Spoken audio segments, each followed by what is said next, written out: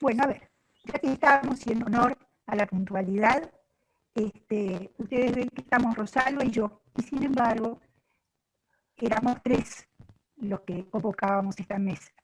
El doctor Nathan Thomas, de la Universidad de Quilmes, no va a poder estar presente por razones de salud, que aunque por cierto no tiene COVID, están asociadas con el COVID, porque la presión sobre las enfermedades no COVID es muy grande y por lo tanto su serie de análisis no puede ser pospuesto y justo le tocaron estos horarios. Nos ha pedido a Rosalba y a mí que nos deseemos la mejor de las mesas posibles y esperemos todos que en un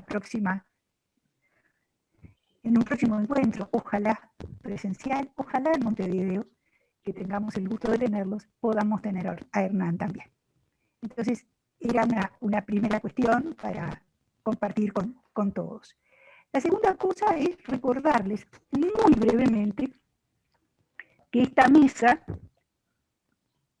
recoge una preocupación ampliamente compartida por la Asociación ESOCITE y la Red LALIX, que es cómo hacer de las políticas de ciencia, tecnología e innovación a diversos niveles institucionales, nacionales, regionales, en las universidades, en institutos de investigación, una herramienta al servicio directo de la resolución de problemas sociales prioritarios. Tenemos hoy en la mesa colegas de Colombia, de Argentina, de México y de Brasil.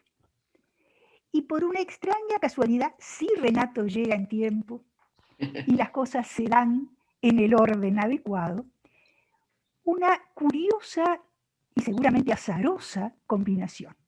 Las 2 primeras ponencias tienen un corte marcadamente teórico. Las 2 segundas, aunque la parte teórica, por cierto, no falta, refieren a 2 experiencias muy concretas, una en Brasil y otra en México, una, llamémosle así, un poquito más vieja y otra absolutamente contemporánea, de políticas de CTI justamente con esa ambición. Por lo tanto, si las dioses se alinean y las cosas se dan en el orden, va a ser realmente una cosa bien interesante. Entonces, me parece que habiendo pasado 5 minutos de la hora de comienzo, está estupendo que empecemos. Déjenme decirles, yo voy a actuar hoy como moderadora y como comentadora, y mañana en la mesa, en la sesión que sigue a esta mesa, lo va a hacer Rosalba. Y yo le voy a pedir un favor. Como todos nosotros, con alguna experiencia, hemos actuado de moderadores, y es la más desagradable de todas las actividades académicas a las cuales uno se puede haber enfrentado, porque uno tiene ganas simplemente de escuchar, de tomar notas, de pensar, y tiene que estar mirando el reloj. Y además, suponiendo que tiene que decirle a la gente, miren que llegó la hora. Entonces yo les voy a pedir que en lo posible me ayuden y podamos cumplir 15 minutos de exposición de cada uno, cosa que podamos tener antes de la estampida para el festejo, bien merecido por cierto, la oportunidad de intercambiar entre nosotros y de enriquecer y de que esto se transforme en lo que siempre uno quiere que estas cosas sean, a saber, una oportunidad de aprendizaje para quienes participan. Paso entonces a darle la palabra a Alejandro Balanzó y Ernesto Andrade, de Colombia, en un texto presentado en inglés, cuya traducción, si me lo permiten, sería Políticas de Innovación Transformativa en panoramas, paisajes, landscape, es una palabra difícil de traducir al español, multiculturales, algunos aspectos teóricos. Adelante. Hola, buenas tardes a todos y todas. Un placer verlos por aquí de nuevo, a algunos que conozco y algunas que conozco, otras personas que no. Hoy pues vamos a presentarles esto, como lo ha mencionado Judith, pero agradecería que me permitieran compartir la pantalla, que quien administra la conversación me dé el permiso. Parece que está habilitada para los participantes, Ernesto. Dice... Es Ernesto el que está hablando, ¿verdad? Sí, sí, soy yo. Sí, Ernesto, yo veo que está habilitada. Ah, no, inhabilitó la función, perdón, me falté. Sí, no sé por qué, nosotros no tenemos el control de esto. Los coordinadores no tenemos el control. Deme un segundo, doctora Rosalba, lo estoy checando. Ok, gracias. Sí, los colegas de México Bueno, voy a esperarme que están en la sala lo están haciendo. De paso, pues, sí, soy Ernesto y Alejandro, si quiere, pues... se presenta. ¿Listo, doctora? Adelante. Ya pueden compartir su pantalla.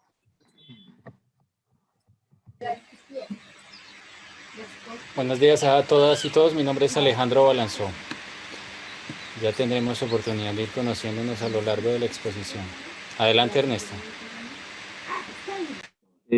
Ustedes pueden ver aquí claramente mi pantalla. ¿Sí? Sí, Se ve perfectamente. Perfecto. Ante todo, quisiera, digamos, decir que el título de esta conversación que hemos tenido con Alejandro, pues ha cambiado un poco, pues porque el tiempo pasa y obviamente pues uno avanza pues en la discusión. Entonces, sin embargo, pues la conversación es alrededor básicamente de lo mismo, digamos, de pensar políticas transformativas de innovación en contextos con hibridación epistémica, como lo hemos dado pues a llamar, tratando pues como de construir un marco analítico para pensar esto.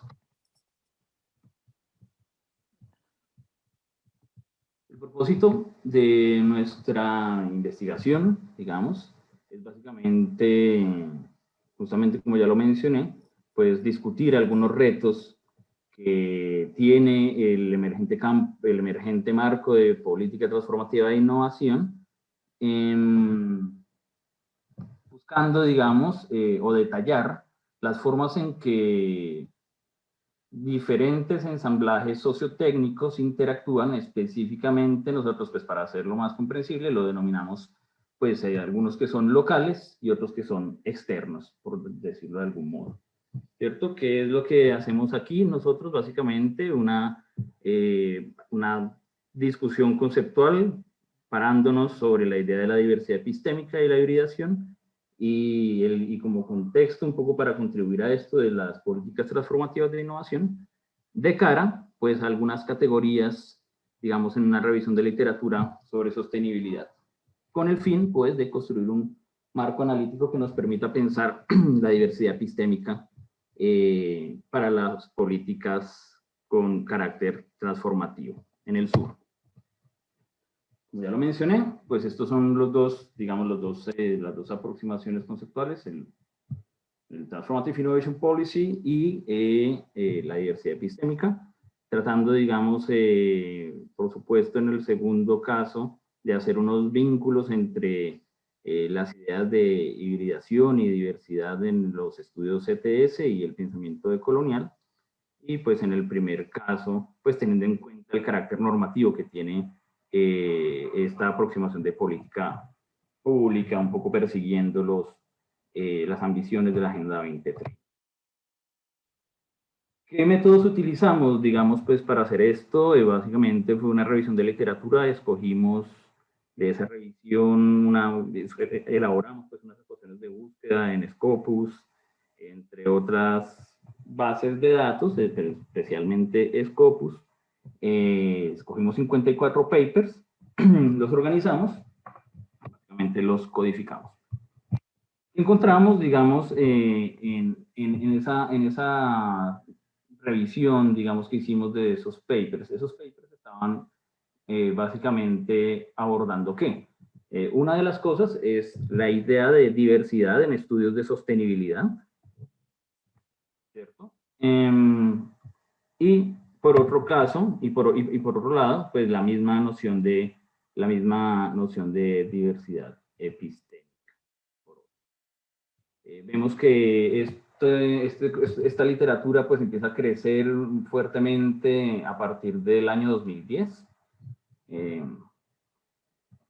Y encontramos que hay algunas áreas en donde pues esto es más fuerte, ¿no? La sociología, la ecología, la antropología, y pues campos que son un poco interdisciplinares como la agroecología. Eso es un poco lo introductorio. Quisiera en este momento darle la palabra a Alejandro para que nos cuente algo alrededor de los resultados que tienen que ver con la emergencia, pues digamos, de categorías que consideramos relevantes o significativas para poder entender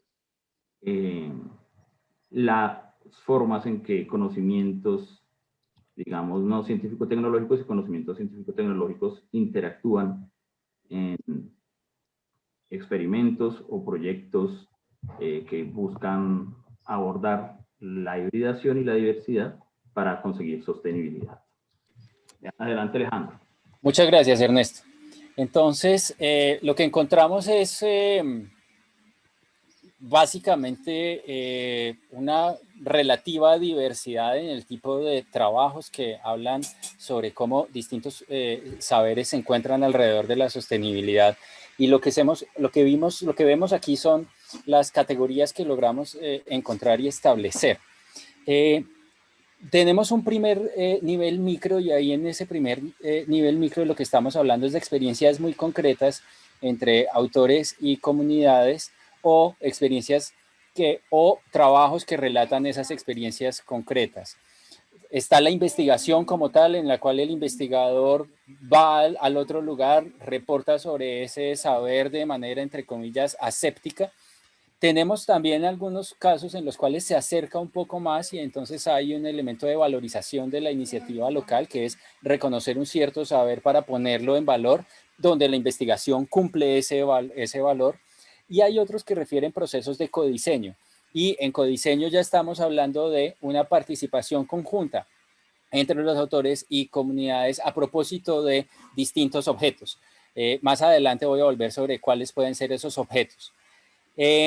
Tenemos un nivel meso en el cual vamos viendo entonces situaciones que son de más largo aliento. El desplazamiento, por ejemplo, que relata casos en los cuales nuevas prácticas que van siendo cada vez más populares desplazan unas prácticas o conocimientos locales. Por ejemplo, un modo de vida actual que me hace olvidar el nombre de ciertos árboles. Por ejemplo, el uso de un motor que me hace olvidar el uso de un remo. La usurpación, que nos habla ya de narrativas de casos muy, muy específicos y concretos en los cuales hay aprovechamiento, incluye biopiratería, incluye también cultura piratería, que son entonces como expropiaciones, sí, y eventualmente pasando también por temas como tierra específicamente. Tenemos el extrañamiento. Straddling es otra de esas palabras difíciles de traducir. Lo que significa es cuando alguien está montado en un caballo a horcajadas con un pie a un lado y el otro al otro lado. Se utiliza en inglés para decir como que uno está en dos caminos a la vez. En este caso, ese extrañamiento es como que hay regímenes totalmente distintos, en particular con respecto a la justicia, pero también en otros casos. En el caso de la justicia es mucho más claro cuando una justicia local o indígena no corresponde con la justicia externa, y lo que supone son regímenes institucionales que entre ellos se traslapan. Tenemos el uso estratégico, que es la apropiación de un tipo de conocimiento y que es no forzada, y que lo que supone es una estrategización a partir de un conocimiento que llega. Un caso puntual puede ser tecnologías de información y comunicación para efectos de poder administrar bosques por parte de comunidades indígenas. Posicionamiento nos habla de estrategias ya de más amplia cobertura, no un ejercicio micro de valorización, sino ya una práctica que va a otro nivel, eventualmente, por ejemplo, a la política pública, por ejemplo, la etnoeducación, temas como etnosalud, que empiezan entonces a hablar de unas prácticas en las cuales hay combinación o hibridación entre saberes, y que empiezan entonces a ir a componer entonces arreglos. Pueden ser otro tipo de objetos, no solo políticas. Podemos estar hablando de infraestructuras, de acueductos. Podemos estar hablando de arreglos de gobernanza. También tenemos la ciencia híbrida y aquí estamos hablando entonces de, por ejemplo, ciencias que tienen posiciones críticas en algunas disciplinas, pero también estamos hablando de prácticas, por ejemplo, la agroecología. Empieza a tomar un derrotero científico, toma de un lado ciertos saberes occidentales, por decir así, prácticas occidentales, pero por el otro lado recoge una cantidad de saber local a propósito de su propia práctica. Y los objetos híbridos, como les decía ahorita, que entonces ya configuran ciertas combinaciones de distintos saberes y que son mucho más estables en el tiempo. Siguiente diapositiva, por favor, Ernesto. Lo que es interesante que queremos poner sobre la mesa en la siguiente diapositiva es que tenemos que entonces el contexto epistémico híbrido, no todo lo que aparece allí va hacia la hibridación. Es decir, hay algunas prácticas que van hacia lo no híbrido. Uno diría una ciencia, una investigación científica clásica no va hacia lo híbrido, pero hay otras cosas que sí van hacia lo híbrido y que al mismo tiempo pueden o no ser conflictivas los modos como ello coexisten. Entonces intentamos en este gráfico de comunicar esta idea donde tenemos que arriba a la derecha hay algún tipo de práctica que va, digamos, como a una idea de florecimiento de la coexistencia y lo híbrido, mientras que por el otro lado puede haber hacia la izquierda, digamos, hacia la izquierda y abajo, temas que son más de coexistencia no feliz entre estos dos elementos. Ahora, hay que, antes de pasar, digamos, ya como hacia una parte de conclusiones y retroalimentación y reflexión en torno a la política desde esto, lo que es importante decir es que lo que es claro es que nosotros nos podemos dar cuenta que no estamos hablando aquí de nichos muy específicos de conocimiento, de lo que estamos hablando es de modos de conocer que establecen regímenes y esos regímenes se traslapan junto con otros regímenes. Y de esta manera, entonces, la política pública participa de algún modo de este continuo de hibridación. La política pública puede ir, entonces, nutrir lo que es más conflictivo o nutrir lo que es menos conflictivo y pararse de una manera propositiva o no frente a la hibridación. Adelante, Ernesto.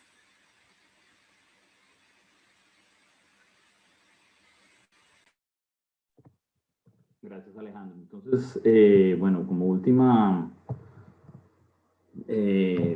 mensaje, pues queremos aquí compartir con ustedes algunas implicaciones, digamos, y reflexiones en torno a este tema, pues, de la diversidad epistémica y la hibridación en torno a la política pública con, digamos, ambiciones transformativas. La principal, digamos, implicación de esto es que para la política pública con ambición transformativa, es que si bien habilita, digamos, si bien habilita o genera las condiciones o podría generar las condiciones para algunos experimentos asociados a la consecución de sostenibilidad en contextos híbridos, digamos, aún no es tan claro pues el alcance, por ejemplo, en países como Colombia, que pues cómo pueden abordar básicamente este tipo de cosas, ¿no? Otra cosa importante que nos surge de esta reflexión es que cambia la misma idea de la transformación del sistema y nos pone a pensar en lógica de la coexistencia de regímenes sociotécnicos contenciosos, y eso pues transforma un poco la racionalidad misma incluso de las mismas personas que piensan en clave de transiciones a la sostenibilidad, entre otras narrativas parecidas.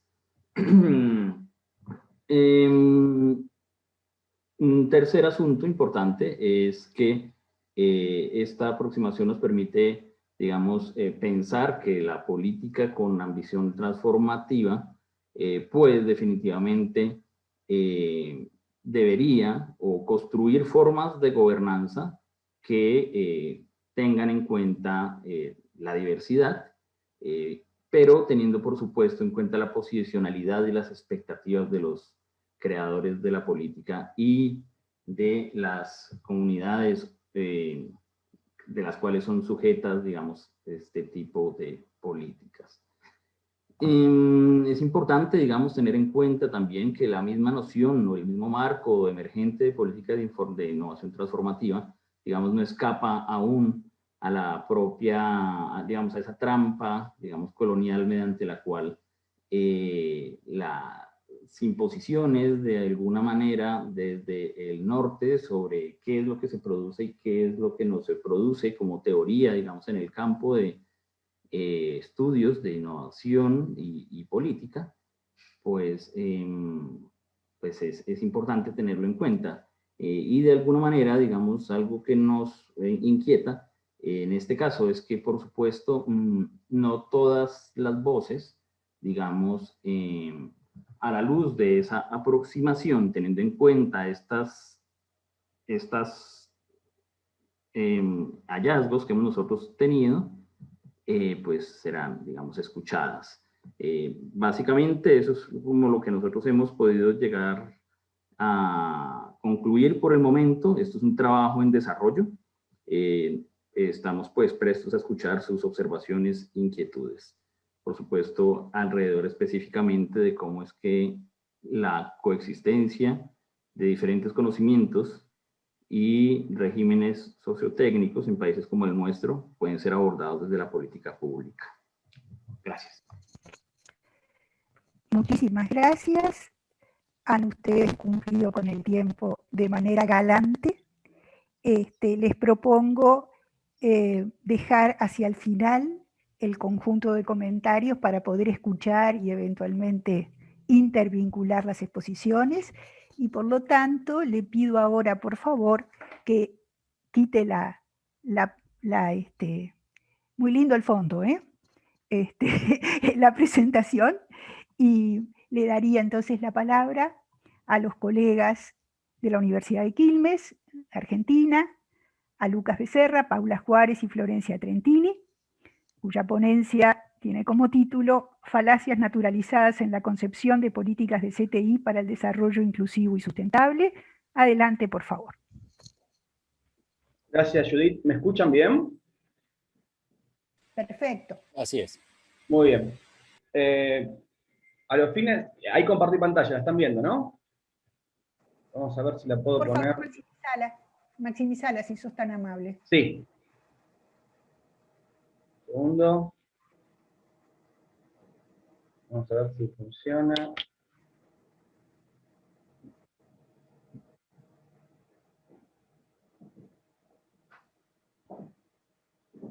Bien, ahí la ven en pantalla entera, ¿cierto? Vamos. Perfecto. Bueno, en primer lugar, quiero agradecer, como siempre, el espacio de debate, diálogo, crítica, que esta presentación va a tener mucho, que plantea tanto SOCITE como LALIX. Y también quiero aclarar que por un tema de uso del tiempo voy a exponer yo, si bien el trabajo lo hicimos con Paula y Florencia, pero para maximizar el espacio, el uso del tiempo, lo trabajaré yo y después en el espacio de preguntas charlaremos todos. Bueno, ¿de qué va esta presentación? Esta presentación tiene por objeto discutir cómo se conceptualiza la política de ciencia, tecnología e innovación orientada a eso grande que podemos llamar desarrollo inclusivo sustentable, desde un punto de vista crítico, a partir de un análisis bastante denso que hemos hecho en el Instituto de Estudios sobre la Ciencia y Tecnología de la Universidad Nacional de Quilmes sobre una enorme variedad de políticas públicas de ciencia y tecnología, no solamente en América Latina, sino en lo que podríamos llamar muy genéricamente el sur global. Y en particular, estrategias financiadas por organismos internacionales de crédito, organismos internacionales de desarrollo, and so on. Entonces, en primer lugar quiero hacer dos definiciones conceptuales, que son parte del trabajo, son emergentes del trabajo. No voy a entrar en detalle en los casos porque no tenemos tiempo. Sí voy a hacer un sobrevuelo más teórico de las conclusiones y de los emergentes que hemos obtenido. Así que hay dos definiciones conceptuales con las cuales me gustaría iniciar. La primera es la idea de qué es una falacia naturalizada, ¿sí? Y en principio la falacia naturalizada es el resultante de un proceso por el cual un conjunto de ideas que pueden ser del orden teórico del orden del sentido común, del orden de las ciencias formales, del orden del conocimiento tácito, se estructuran en relaciones problema-solución, ¿sí? Y que con el tiempo se estabilizan. Las relaciones problema-solución son relaciones de estructuración de formas en que los grupos sociales relevantes o los grupos sociales piensan problemas, definen problemas, significan problemas, y por lo tanto, al hacer ese ejercicio de definición de problemas, se autodefinen un conjunto limitado de soluciones. Cuando ese proceso pasa, o sea, se traslada, se hace pervasivo y supera los límites del grupo social relevante y se vuelve generalizado a nivel del sistema, podemos decir que esa relación problema-solución se convierte en una racionalidad. Es decir, una forma estabilizada de definir problemas y por lo tanto de definir soluciones. La racionalidad, si bien tiene una dimensión narrativa, tiene una dimensión que tiene una existencia discursiva, ¿sí? Existe en el nivel de las ideas, imprime un tipo particular de forma a las relaciones materiales. Es decir, que la racionalidad opera sobre la materialidad. ¿Y en qué niveles opera sobre la materialidad? Opera sobre cómo se plantean las políticas públicas, opera sobre cómo se definen los procesos de producción, opera sobre los mecanismos de evaluación, ¿sí? Y al hacer eso, al darle forma a la materialidad, la racionalidad se autofortalece, se autolegitima, se reifica, se hace cosa. Se hace tan cosa que dejamos de percibirla como una idea y la empezamos a percibir como algo dado. Y en ese es el momento en que se naturaliza. El problema está en que esas racionalidades, muchas de esas racionalidades, son falaces. Suponemos que son verdaderas, pero en la práctica son falsas. Entonces, el resultante de esta dinámica es que al final de este proceso lo que tenemos son un conjunto de ideas de algunos grupos sociales que le dieron forma originalmente, que se convirtieron en términos pervasivos en ideas del sistema, que se volvieron materialidad, pero que en última instancia, cuando las vemos aplicadas en concretos instrumentos de política pública, no funcionan. Ese es el primer nivel. El primer nivel que queríamos discutir era el de la falacia naturalizada. El segundo nivel es de qué hablamos cuando hablamos de conceptualización. Acá les puse un modelito muy simple, ultra simple, de diseño de política de ciencia, tecnología e innovación. Lo saqué de un manual de las Naciones Unidas, ¿sí?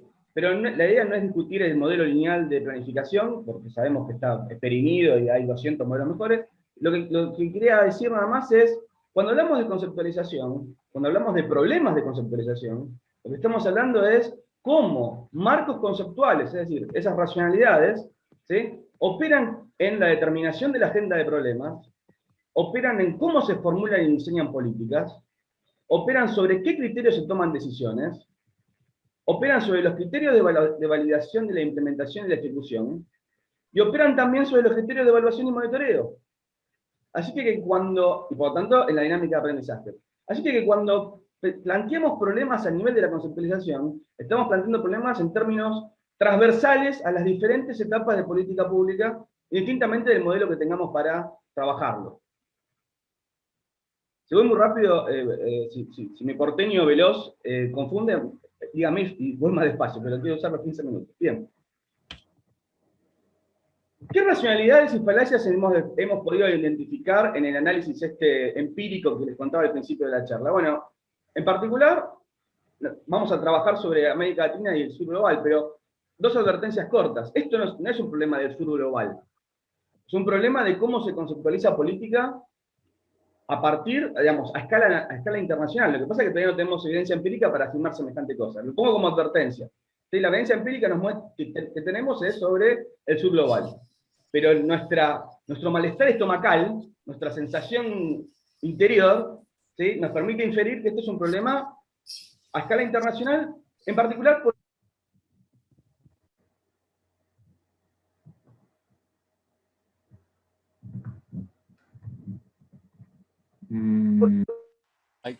Se cortó. Parece que perdimos a Lucas. Sí, se cortó. Lucas. Ay, no lo perdimos porque sigue estando allí, pero... No hay una buena parte de estas recomendaciones que sabemos, pero que tampoco podemos demostrar empíricamente. Lucas, no te escuchamos la última porque se cortó. Ahí volví. ¿Ahí me escuchan? Ahí está, sí. Bien. No, lo que decía es que esto no es solamente un problema del global, sino que es un problema de escala internacional, y por otro lado, no es solamente un problema de las políticas de ciencia y tecnología, es un problema en general de la política pública orientada al desarrollo inclusivo sustentable. La política económica, la política social, la política ambiental, la política de vivienda. ¿Sí? Entonces, encontramos al menos 6 racionalidades falaces, que se las voy a comentar muy rápidamente, después las podemos discutir más en profundidad en la charla, pero hay muchas más. ¿Sí? Estas 6 son las que entendemos que en principio son las más representativas o las que ocurren con más regularidad a lo largo del análisis empírico. La primera racionalidad es la racionalidad artefactual. Y básicamente lo que dice la racionalidad artefactual es que los problemas de desarrollo se solucionan proveyendo cosas. ¿Sí? Y que el problema del desarrollo se codifica como el déficit de acceder a algo. Y que por lo tanto, la solución naturalizada es proveer aquello que hace falta. Entonces, si una comunidad tiene problemas de acceso a agua, desarrollamos tecnologías para que esa comunidad tenga acceso al agua. Olvidándonos de que no es lo mismo una comunidad que está en una zona árida, que en una zona húmeda, que en una comunidad que tiene altos ingresos, que si tiene bajos ingresos, una comunidad con energía eléctrica, sin energía eléctrica. Hay un proceso descontextualizado, no sistémico, de evaluación del problema, porque el problema se reduce a la ausencia del artefacto. ¿Sí? Lo peor de todo esto es que esta falacia construye una ficción de solución en la medida en que la política pública provee el artefacto. ¿Sí? La política pública asume que una vez que el déficit es satisfecho, el problema de desarrollo se solucionó. ¿Sí?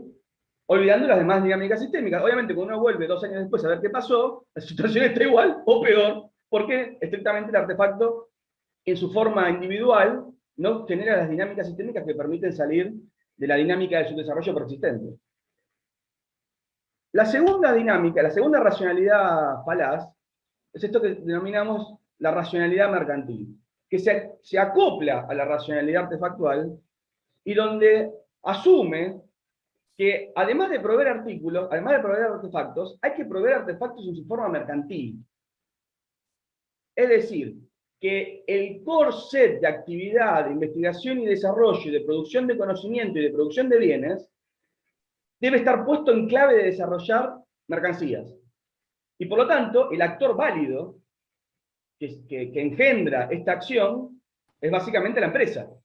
¿Sí? Con una suerte de constelación de agentes secundarios, el Estado, las ONG, las universidades, las comunidades, las organizaciones de base, que funcionan en términos solidarios a esa unidad central de producción de conocimiento y bienes. Y esto está hiper materializado, hiper reificado en los enfoques de teoría económica del desarrollo que en buena parte alimentan estas racionalidades.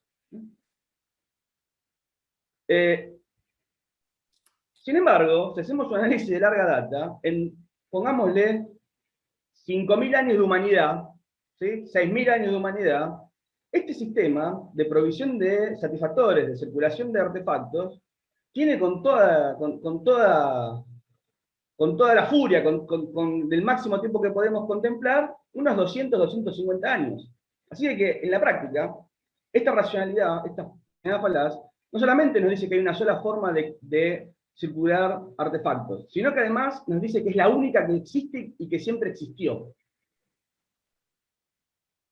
Hay muchas otras, y hay muchas otras que no solamente existían en el pasado, sino que existen actualmente. Esta es una discusión clave, por ejemplo, con el tema de la producción global de vacunas contra el COVID.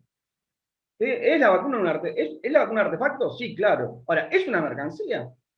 Bueno, unos te van a decir que sí, y otros te van a decir que no, y lo interesante que hizo la discusión en torno a la vacuna es poner en manifiesto la no unicidad del artefacto.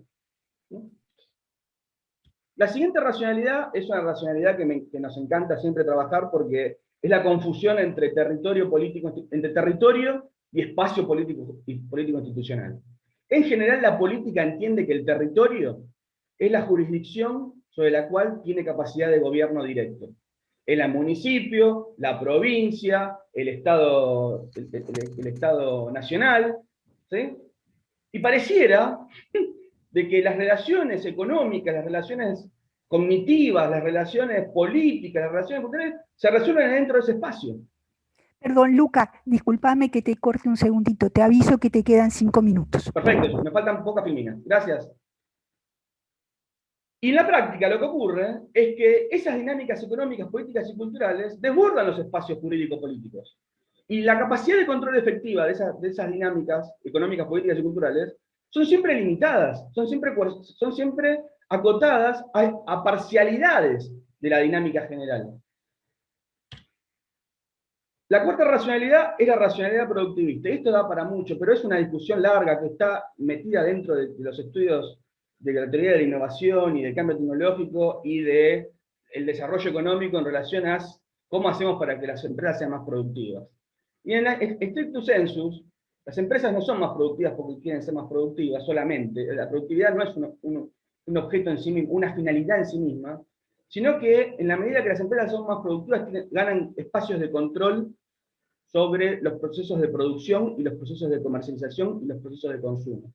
Así que estrategias orientadas al simple aumento de la productividad, que no contengan las dinámicas de control, o sea, los procesos de control social sobre la producción, la circulación y el consumo, son dinámicas productivas que terminan en poca cosa. Hay otra dimensión, otra racionalidad, que es la racionalidad apropiada. Es esto de, hay que construir, y esto está muy metido, esto viene desde las tecnologías apropiadas en adelante, y esto es la idea de, hay que hacer desarrollos tecnológicos ajustados a las condiciones sociocognitivas de la comunidad que va a recibir ese artefacto. Entonces, si la gente es pobre y poco formada, tenemos que suministrarle tecnologías de baja intensidad cognitiva, de bajo costo, ¿sí? Y en ese viaje, borran una enorme cantidad de relaciones de aprendizaje, de cómo se construyen economías de los sectores, de cómo se rompen inercias económico-políticas sobre el subdesarrollo. ¿Sí? Esa forma de entender lo que es apropiado tiene incorporado adentro una enorme carga ideológica que parece buena, pero en última instancia termina generando lo que buscaba evitar. ¿Sí? Termina generando que los pobres sigan siendo pobres y que los ricos sigan siendo ricos. Y la última, que no voy a extender mucho, porque esta comunidad la conoce largamente, es la racionalidad de la transferencia. Esta idea de que las universidades podemos, y el sector científico y tecnológico, podemos desarrollar grandes soluciones a los problemas y que después hay un adoptante o un usuario final que ve la luz y dice, oh, qué bueno, voy a aplicar un reactor nuclear a escala para proveer energía a 10 familias en el secano del Lavalle, para 10 familias en la provincia de Mendoza, en Argentina. ¿Sí? El problema de esta lógica son dos, ya las conocemos, pero es la división técnica del trabajo entre quién produce conocimiento y quién produce soluciones tecnológicas, y por otro lado es que invierte la causalidad del problema. Primero piensa la solución y después define el problema. Es decir, se construyen 50 soluciones para problemas que nadie se plantea. Y por lo tanto, cuando se tratan de implementar, caen en saco roto. Bien. Ya termino, Judith. Necesito 2 minutos. ¿Cómo podemos romper con estos esquemas de racionalidad y materialidad? Bueno, en primer lugar, trabajando en el par, ideas, racionalidades. Y eso creo que es parte de la actividad académica que llevamos a cabo todos los días, ¿no? Abrir las cajas negras, tener ejercicios de reflexividad teórica para dudar sobre lo que sabemos, ¿sí? En lugar de trabajar por temas, trabajar por problemas, que esos problemas sean más heterogéneos y no solamente ajustados a una agenda académica, integrar actores sociales en la definición de las agendas de trabajo, pero solamente trabajando a nivel narrativo no nos alcanza. Porque como dijimos al principio, las racionalidades construyen materialidades. Entonces también tenemos que trabajar al nivel de las materialidades. No diciéndole a otros solamente lo que tienen que hacer, sino como comunidad académica, que esto es un posicionamiento que deriva de este análisis, que también es un posicionamiento político-ideológico del instituto, que es ponernos a laburar a resolver los problemas concretos que tienen las comunidades. Proveer soluciones en términos de codiseño, como decían antes los colegas de la charla anterior, ¿sí? Y definir problemas y definir soluciones con otros. Ese es un nivel. Y otro nivel es cambiar los sistemas de evaluación para que otro tipo de investigación y acción pueda ser contemplada, cambiar las métricas sobre las cuales se evalúa la acción de la investigación, cambiar los criterios de financiamiento, y si eso se lubrica y se articula, en última instancia, entendemos que empezaríamos un camino a transitar nuevas formas de pensar políticas científicas, tecnológicas e innovación orientada al desarrollo inclusivo sustentable. Y ya me quedé sin nafta.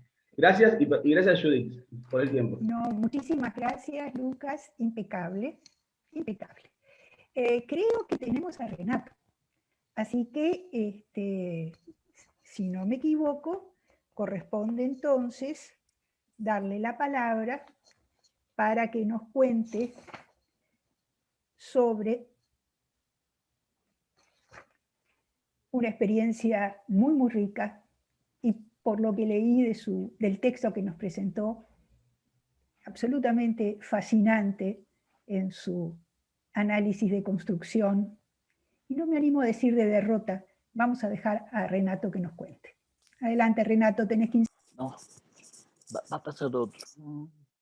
Ok, a ver si logro compartir la pantalla.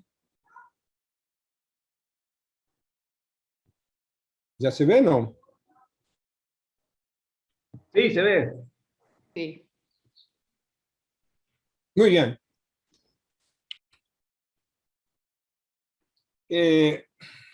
La idea era, ¿por qué no funcionan, ¿no?, las estrategias de desarrollo inclusivo y sustentable, ¿no? Y hablar de la experiencia de la red de tecnología social en Brasil.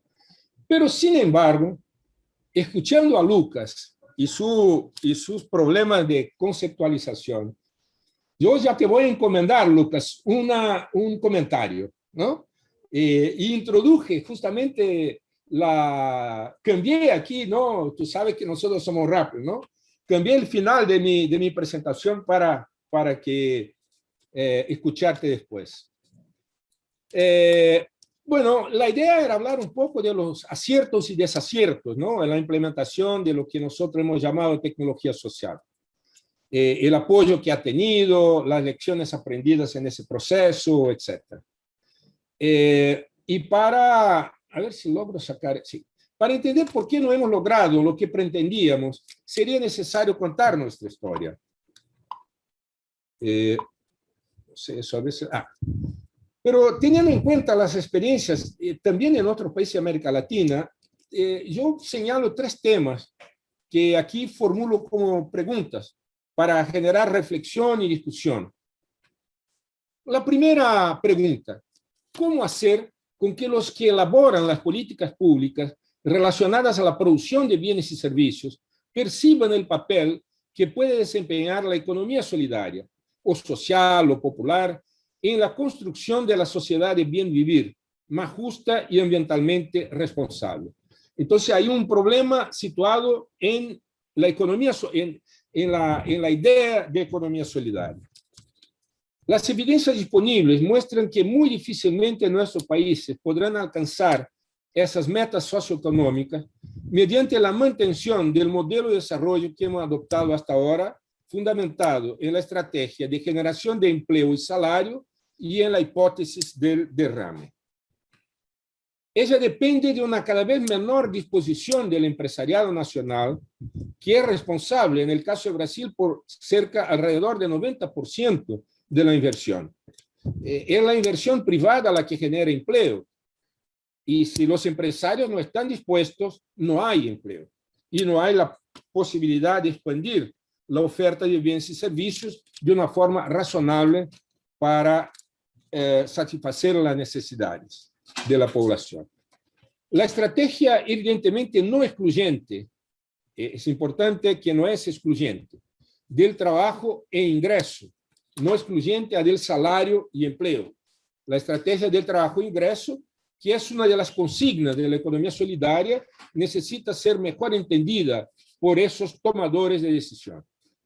En la medida que eso ocurra, quedará explicitada la importancia de contar con una plataforma cognitiva de lanzamiento de esa estrategia, lo que nosotros estamos llamando de tecnociencia solidaria.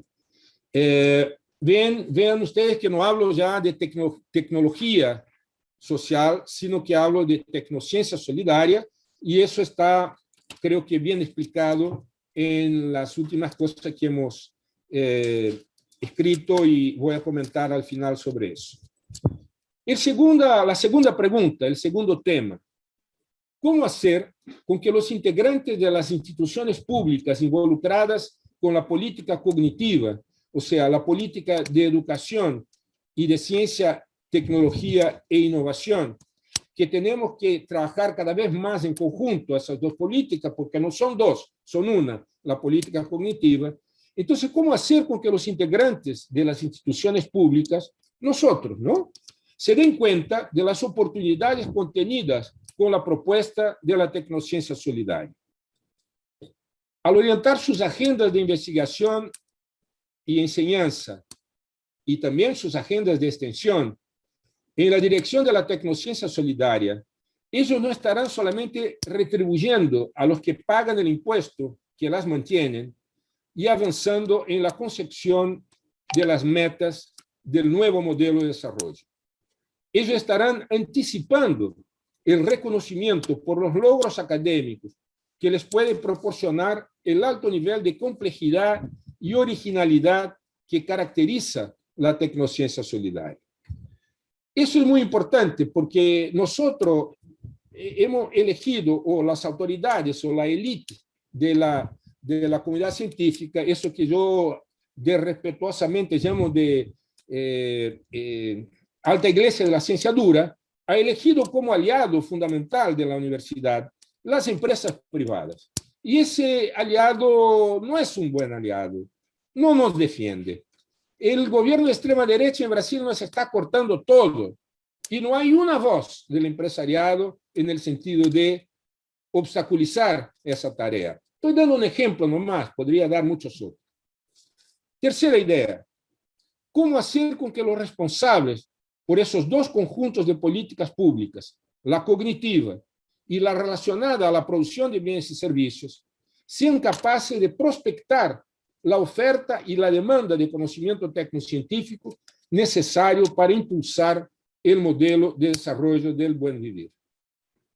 Las necesidades materiales de los ciudadanos, en particular los más pobres, pero también todos nosotros, debido a sus características cuantitativas y cualitativas, traen embutidas demandas cognitivas originales cuya satisfacción exige conocimientos tecnocientíficos no disponibles a nivel mundial.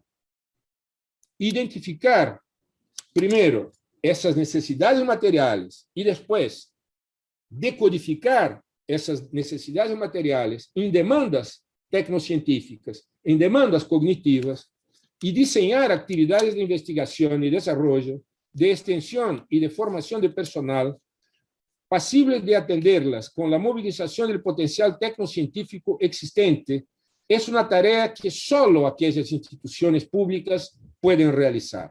Estoy llamando la atención que en ese momento, más que el movimiento popular, cabe a nosotros empezar a hacer palanca a ese proceso.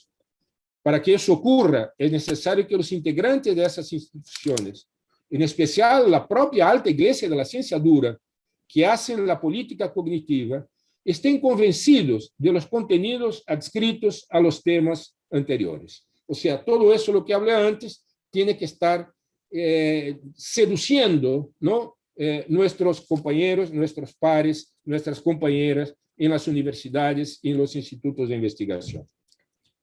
Y que, en función de eso, se dispongan voluntariamente, muy importante, voluntariamente. Nadie obliga a nadie a nada, sobre todo en el ambiente de investigación, de docencia, de las universidades con autonomía, etc. Entonces, en que, en función de eso, se dispongan voluntariamente a participar de actividades multidisciplinarias orientadas a desarrollar, en conjunto con los participantes de los emprendimientos solidarios, el conocimiento necesario, lo que supone finalmente instaurar en su interior un proceso de concientización y formación al respecto de la pertinencia de esos tres temas, de esas tres preguntas. Bueno, por eso resolví concentrarme en el proceso de formación. A ver, Renato, te quedan 5 minutos. 5, perfecto. Más sabe el diablo por viejo que por diablo. Como soy viejo y diabólico, he participado o hemos participado en varios intentos de divulgar esas ideas, ¿no? Ahí son libros que hemos publicado en conjunto o individualmente. Y finalmente ese libro, ese librito sobre el cual me gustaría hablar un poquito con ustedes, que lo hemos publicado el año pasado, Tecnociencia Solidaria, un manual estratégico, en donde hacemos una retrospectiva de la cultura de la economía solidaria, de la cultura de la izquierda en América Latina sobre esos temas, donde exponemos el marco analítico conceptual, los instrumentos metodológicos operacionales y la estrategia política, la estrategia de los simpatizantes de esa propuesta de la tecnociencia solidaria, la estrategia de policy y de politics para echar adelante esas ideas. Justamente las tres partes del manual están abocadas a esos tres desafíos. Ahora, nada más para que darles una idea del concepto que hemos llegado. Por supuesto, es un concepto provisorio y es una manera de abordar el concepto que hemos trabajado en el librito.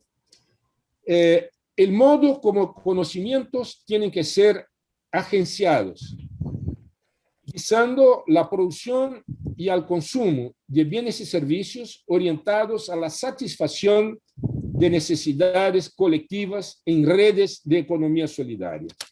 Entonces, con la presentación del concepto y la explicación que voy a hacer enseguida, concluyo mi presentación.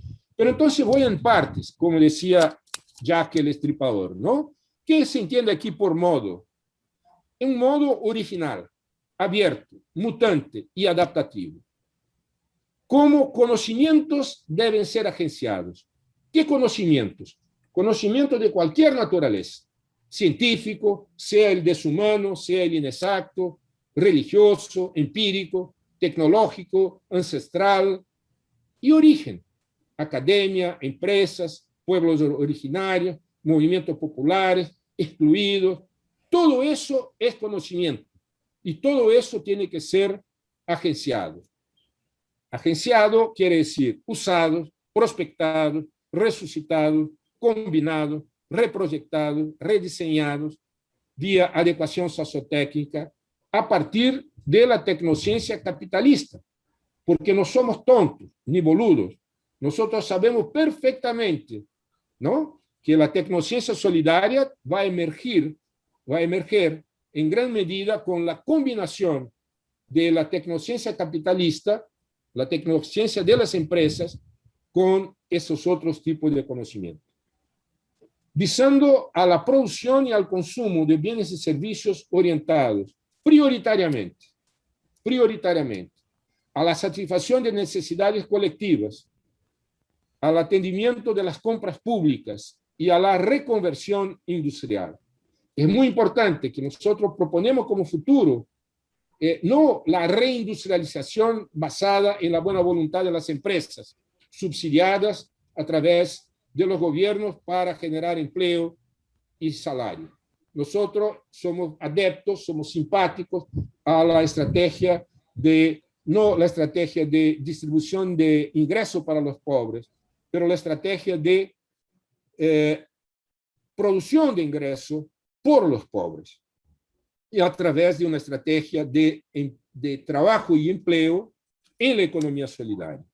Eso es reconversión industrial, porque los bienes industriales y servicios industriales no necesariamente tienen que ser producidos por empresas privadas, tienen sí que ser cada vez más producidos por la economía solidaria y cada vez más justamente con base a esa plataforma cognitiva de lanzamiento de la economía solidaria, que es la tecnociencia solidaria. En redes de economía solidaria, nosotros no creemos que alguien se pueda interesar por la tecnociencia solidaria que no sean las redes de economía solidaria, respetando sus valores e intereses, propiedad colectiva de los medios de producción, autogestión, y promoviendo su adensamiento, prolongamiento, sustentabilidades económica, social, cultural, ambiental, autonomía y competitividad con la economía formal. Retomando, modo como conocimientos deben ser agenciados, visando la producción y al consumo de bienes y servicios, orientados a la satisfacción de necesidades colectivas en redes de economía solidaria. Les dejo entonces el concepto, la invitación para que tomen contacto con el librito. Si alguien tiene interés, mándame un email o lo que sea, que yo mando el PDF del librito, porque creo que eso puede llegar a digamos, producir un efecto positivo en las muchas redes, en los muchos colectivos que hay en América Latina, que cada vez más se están preocupados en plantear una alternativa a nuestro modelo de desarrollo. Eso es todo. Muchas gracias. Muchas gracias, Renato. Muchas gracias, Renato. Le doy entonces bueno, perdón. la palabra. Muchas gracias a ti, Judith, por todo lo que has hecho para que esa mesa funcionara. Muchas gracias. Eso me parece muy bien, Renato. Que me des las gracias me encanta. Yo te las devuelvo, te las doy a ti. Para los que no nos conocen, Renato y yo nos conocemos hace, yo diría, demasiado tiempo. Pero bueno, seamos serios, seamos serios. Quisiera... Ay, se cortó. Se cortó, Yurita. Oh, perdón, discúlpenme, es que mi dedo anda por ahí en la vuelta. Renato, por favor, saca tu presentación con tus dibujitos, que le toca a la colega María Teresa de Sierra Nieves. Perdón, bueno, María Teresa de Sierra Nieves. Voy a compartir pantalla. ¿Tienes 15 minutos? Sí. Gracias.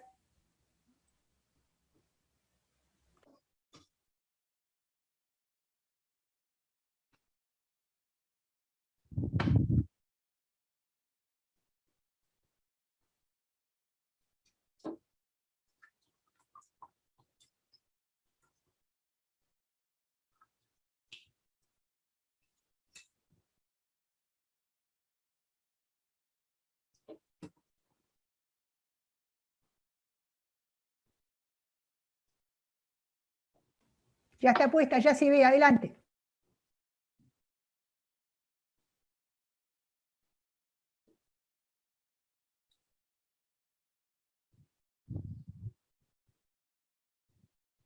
¿No se escucha? No, creo que se le cortó a Tere, porque no la veo. Ay, Dios. Pero está con el mouse. No, acá está. Tu micrófono, Tere.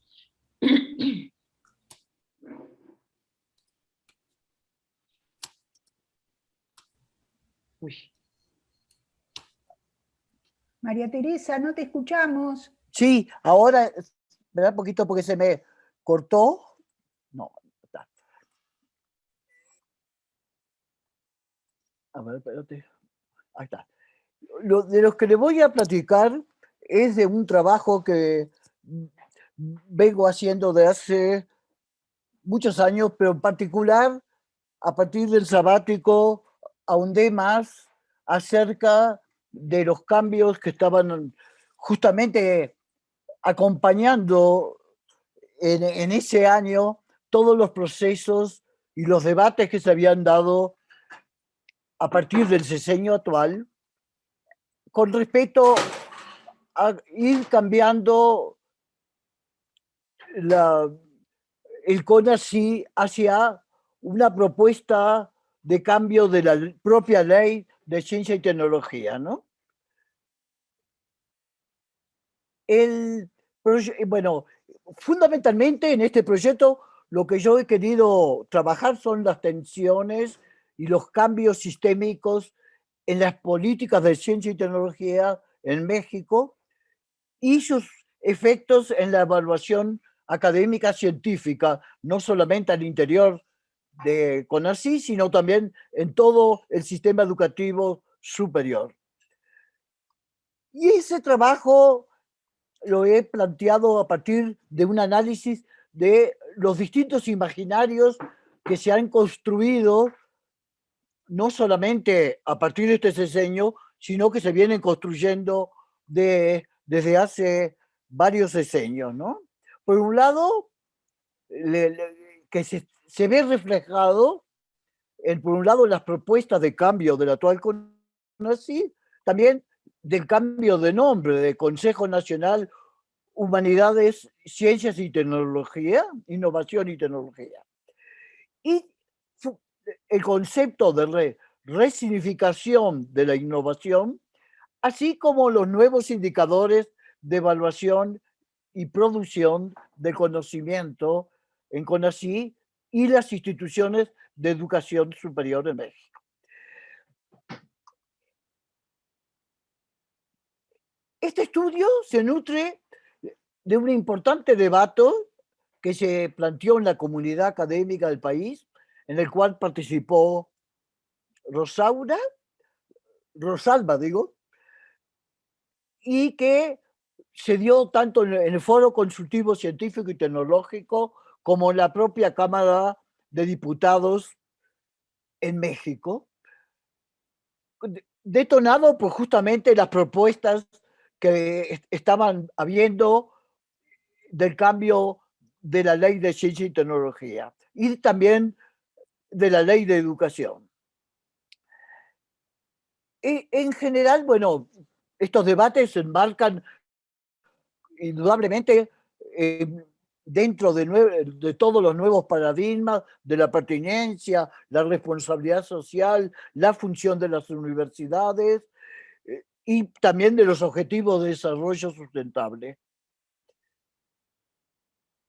En los años 2000, hago una visión rápida, en los años 2000 hubo cambios significativos en los sistemas de educación superior y de ciencia y tecnología, lo que se tradujo en nuevas políticas hacia las universidades y también del propio CONACYT, en la perspectiva de una estrategia de desarrollo centrada en la problemática en la innovación empresarial, alimentada fundamentalmente con los conocimientos científicos y tecnológicos generados en las IES.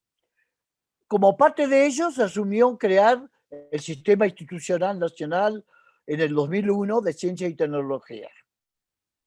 En el 2006, ese enfoque de innovación fue sometido a fuertes críticas por el Foro Científico y Tecnológico, y en el 2009 se produce una nueva reforma de la Ley de Ciencia y Tecnología, con la que pasó a ser Ley de Ciencia, Tecnología e Innovación. Estos últimos cambios, o los últimos 20 años, han llevado a un progresivo distanciamiento de las actividades de ciencia y tecnología respecto a los requerimientos de amplios sectores sociales, en beneficio de impulsar desarrollos económicos innovadores, con el supuesto que esto generaría dinámicas de bienestar creciente en la población, lo que, sin embargo, esto no ha ocurrido. Desde el 19, las recomendaciones propuestas por CONACYT, ya en un nuevo marco político, social y económico que lo vamos a ver, plantea que se debe construir una nueva relación de la ciencia y la tecnología con la sociedad, y que el país, y del país a través de que su actividad esté orientada por una perspectiva de desarrollo integrador, incluyente, sostenible, en línea con los Objetivos de Desarrollo Sustentable, correspondiente al programa Horizonte 2030, liderado por las Naciones Unidas. Cabe destacar que este proceso y que su propio desarrollo se han registrado fuertísimos debates. Yo recuerdo que realmente no había visto debates, tantos foros, tantas manifestaciones públicas en la prensa, en los canales, en todos lados, realmente trajo una conmoción muy importante. Esta propuesta de reforma de ley, ha generado debates, tanto por parte del foro que decía recién, como de la propia Cámara, ¿no?, de Diputados y del Foro Científico y Tecnológico. También por la Academia de Ciencias. Ahora, estos debates indudablemente no surgieron por evolución natural, sino que surgieron en la coyuntura actual, a nivel de un cambio sesional, y que estos paradigmas de pertinencia y responsabilidad social y de un cambio en la función de las universidades están atravesados indudablemente por un imaginario que son los objetivos de desarrollo sostenible, y también por la propia pandemia. Es decir, porque si bien se dieron durante el año 2020, han continuado en el 2021. Y las nuevas autoridades de CONACYT anunciaron en diferentes foros que buscarían que la reforma de ley de ciencia y tecnología debería impulsar una innovación más amplia, más social, orientada fundamentalmente a la atención de las necesidades de la población, la pobreza, el cambio climático y el desarrollo sustentable. Y que había que reposicionar el campo de las humanidades junto al de la ciencia y la tecnología. Es decir, que había que establecer un equilibrio mayor en el apoyo de las ciencias sociales y las ciencias físico-naturales. Cabe decir que toda esa búsqueda de equilibrio indudablemente fue parte de las voces que se escucharon en los distintos foros que hizo la Cámara de Representantes y también el Foro Científico y Tecnológico. Y se planteó dar una atención especial a la ciencia y la tecnología desde la perspectiva de los ejes del Objetivo de Desarrollo Sustentable.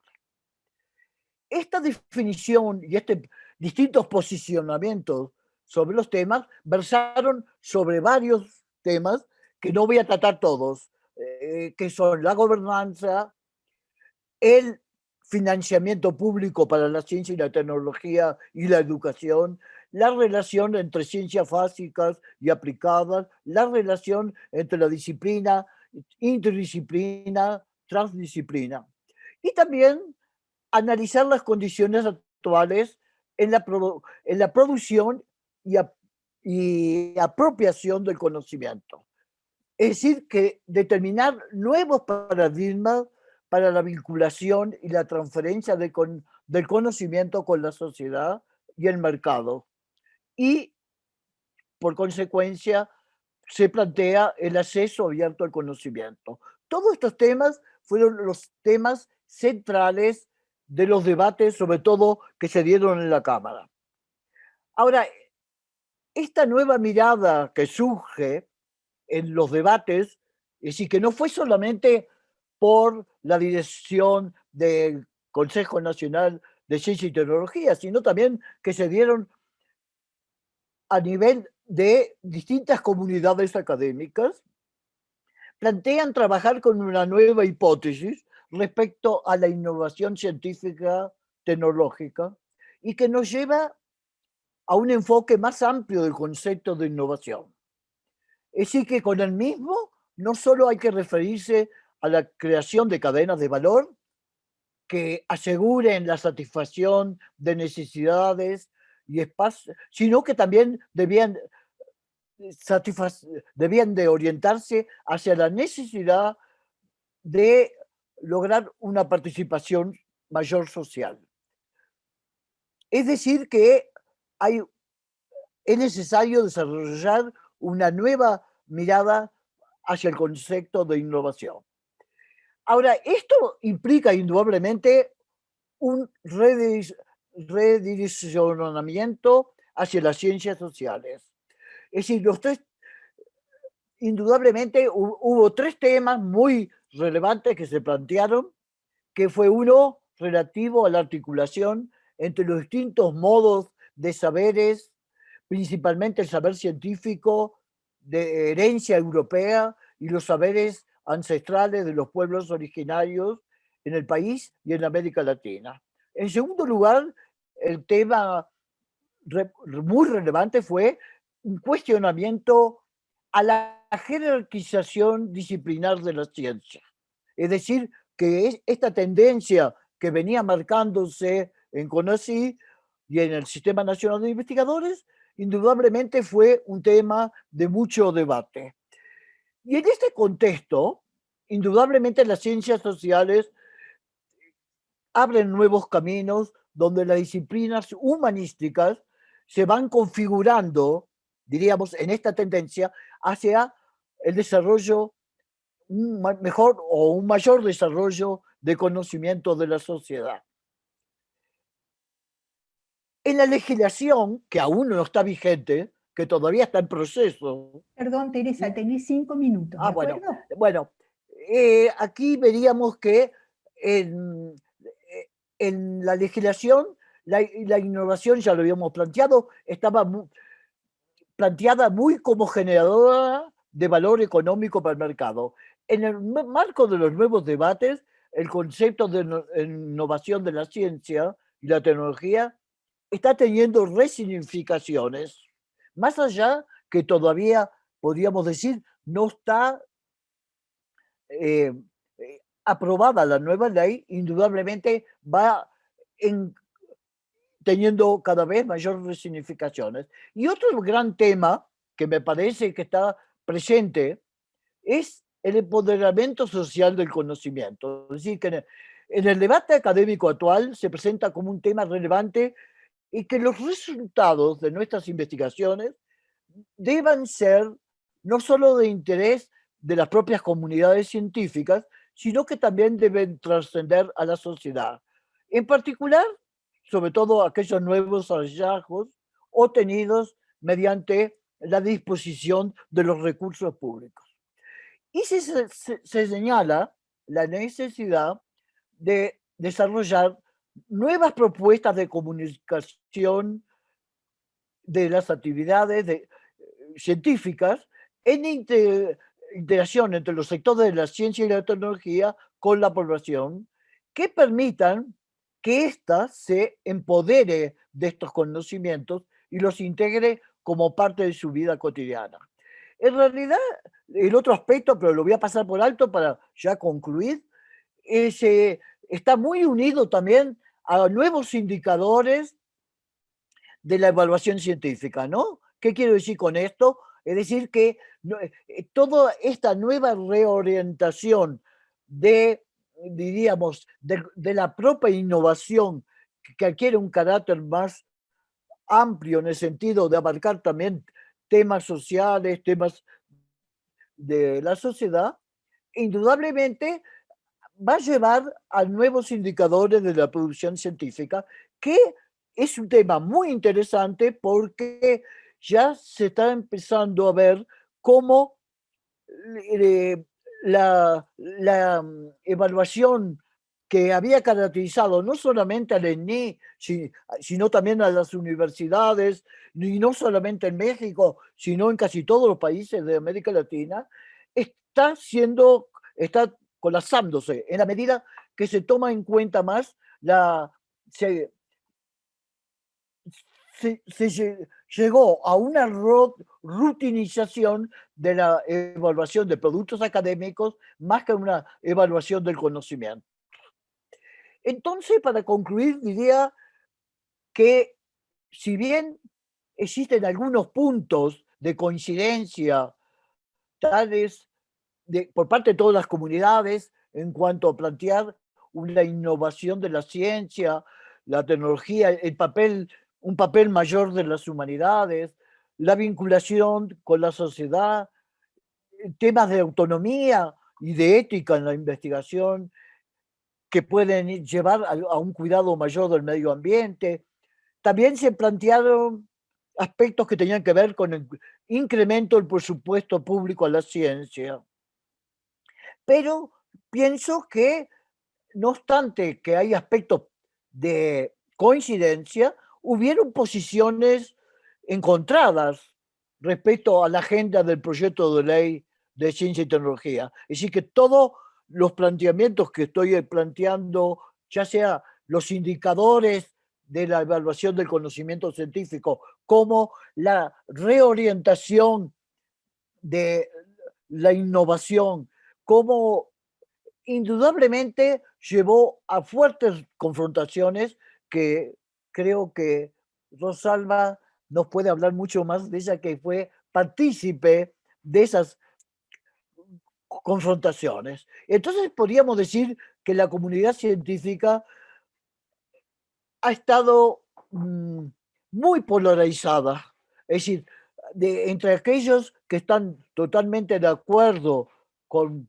todos los planteamientos de nuevas políticas para la ciencia y la tecnología, y otros que están planteando algunas posiciones en contra, sobre todo en lo que tiene que ver con el tema que acá no lo puse, de la gobernanza y temas que tienen que ver con esos equilibrios entre las ciencias humanas y sociales y las ciencias llamadas duras, físico-naturales.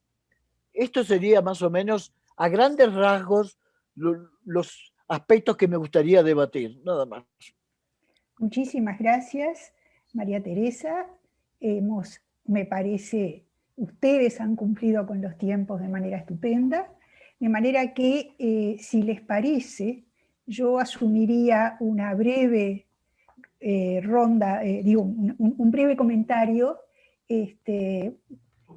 Me dicen, por favor, si me escuchan, porque si no me escuchan, saco el video. Sí, está perfecto. Sí, te escuchamos. Bueno, fenómeno. Entonces, ¿qué cosas tenemos para decir? La primera es que casi todos hicieron trampa, perdónenme, es decir, nos mandaron un texto y después expusieron otro texto. Entonces, lo cual para mí es fantástico, absolutamente fantástico, porque tengo la oportunidad de leer los dos, pero se me complica la vida, aceptémoslo. Lo que, después de escucharlos a los cuatro, yo diría que hay una cosa en común, al menos para los que trabajamos en universidades, que sospecho que somos la gran mayoría, y es que hay dos desafíos enormes. Uno es cambiar la agenda de investigación, y el otro, para hacer eso posible, es cambiar los sistemas de evaluación. Esas dos cosas me parece que estuvieron adentro de alguna manera u otra en las cosas que se dijeron.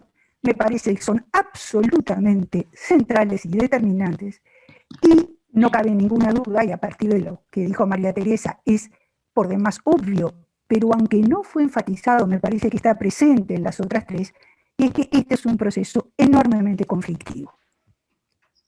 México lo muestra de manera evidente, pero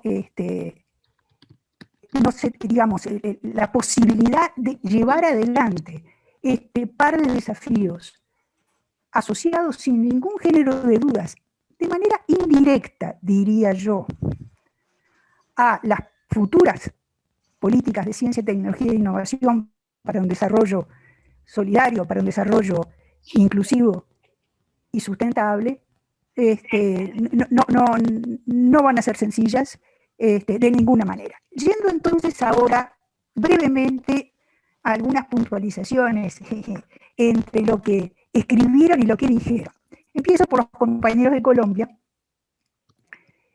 que plantearon en su texto, yo no sé si todos ustedes conocen un enfoque teórico que es sumamente interesante, que se llama la perspectiva multinivel.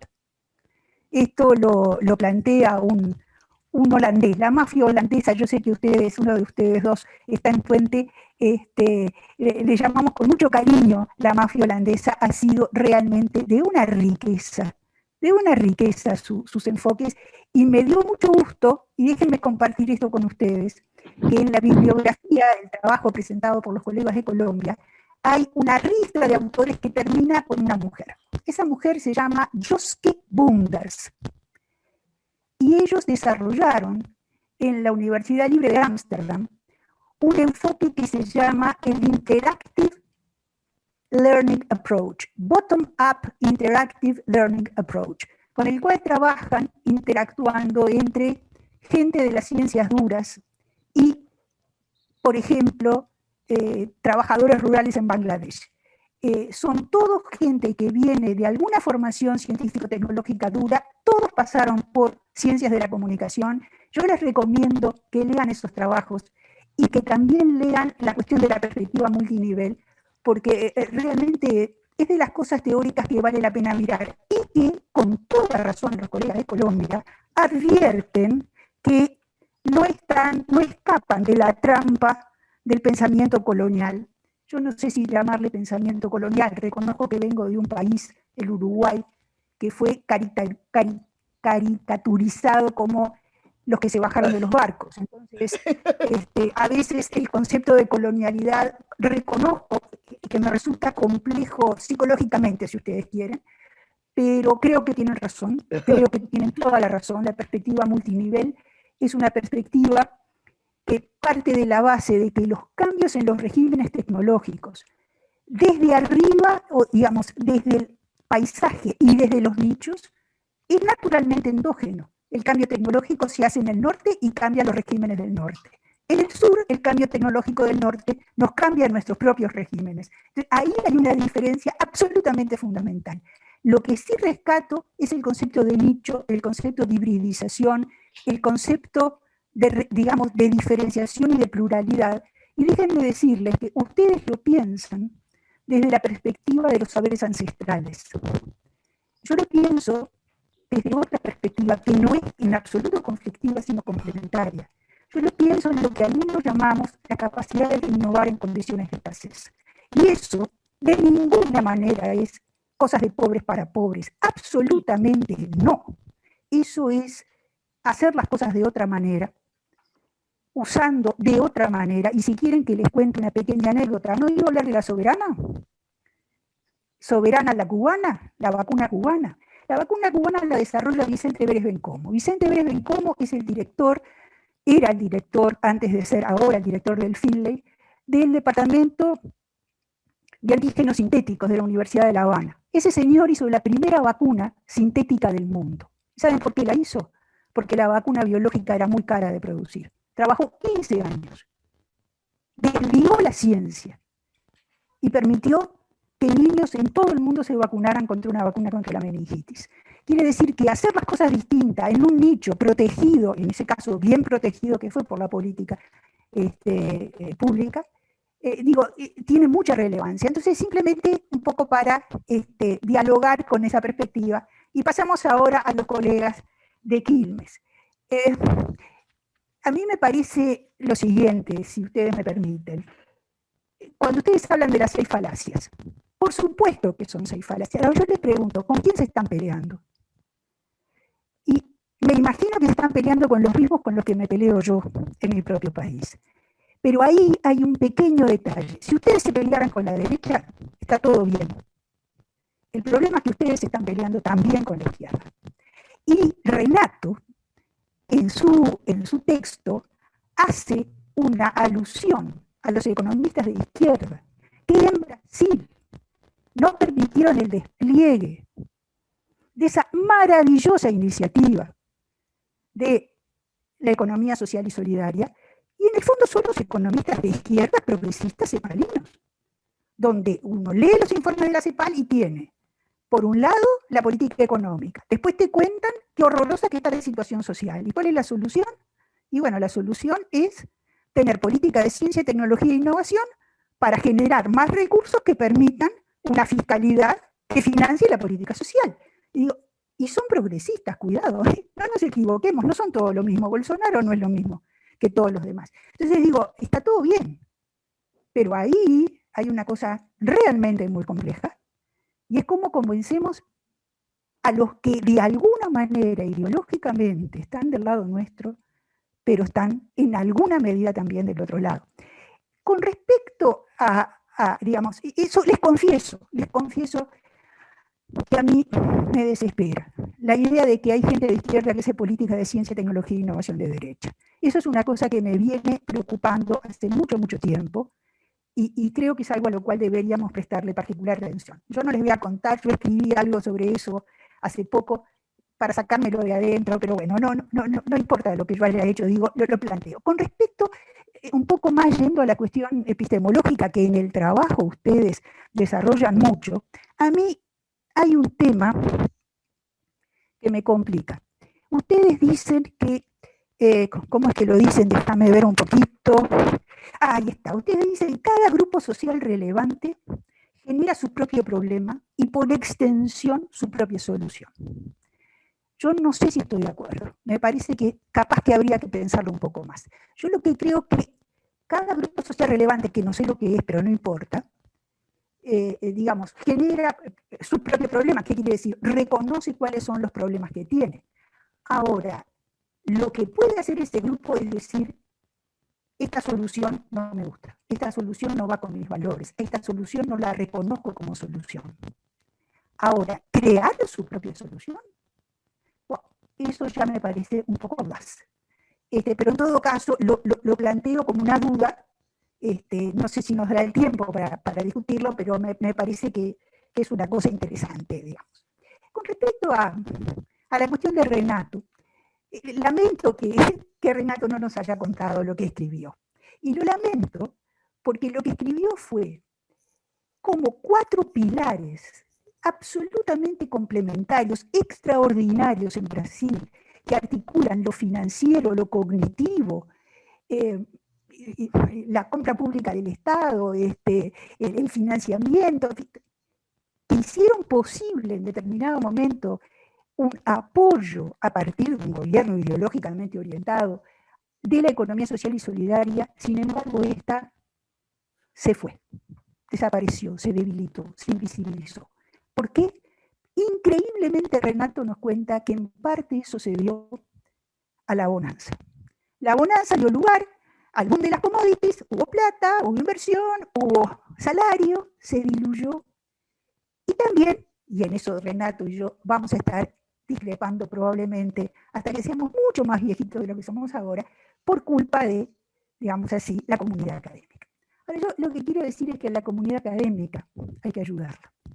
Que sin lugar a dudas, cambiar las agendas no es una cuestión de invocar, es una cuestión de ayudar.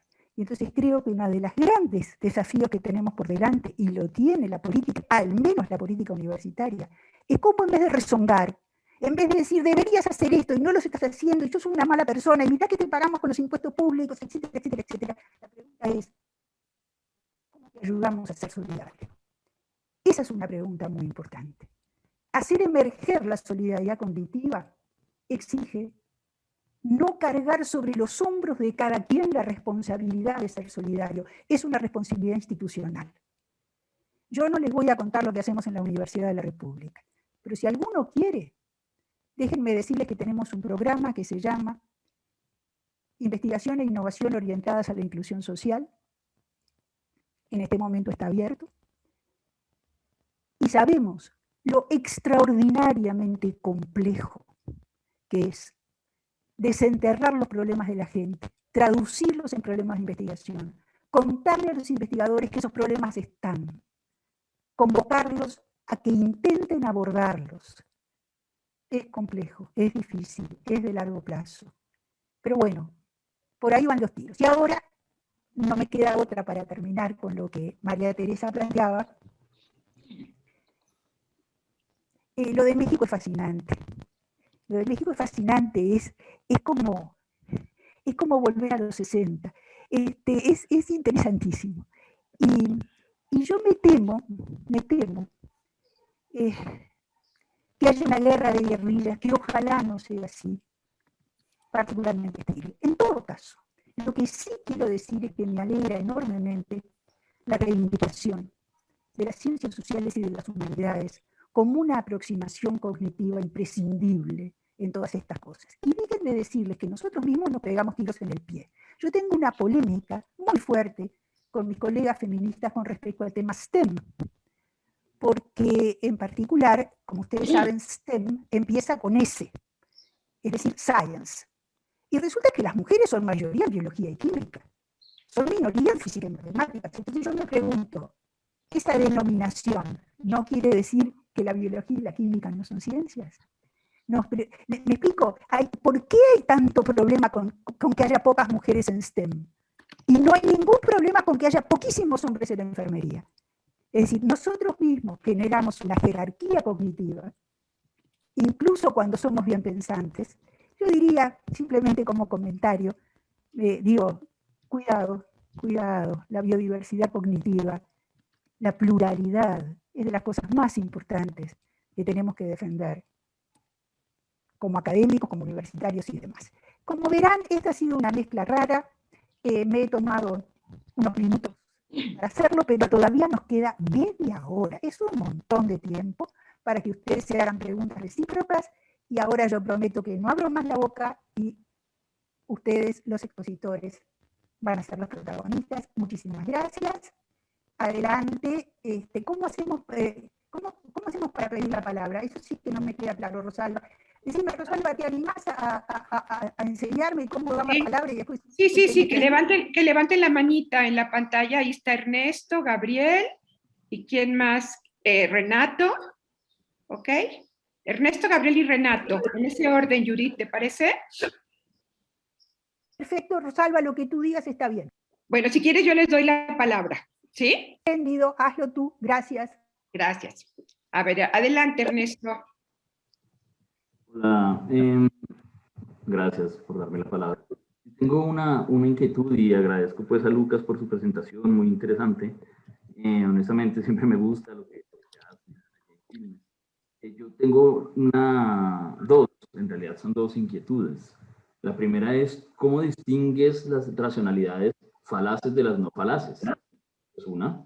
Y segundo, ¿cómo llegaste a esas 6 racionalidades?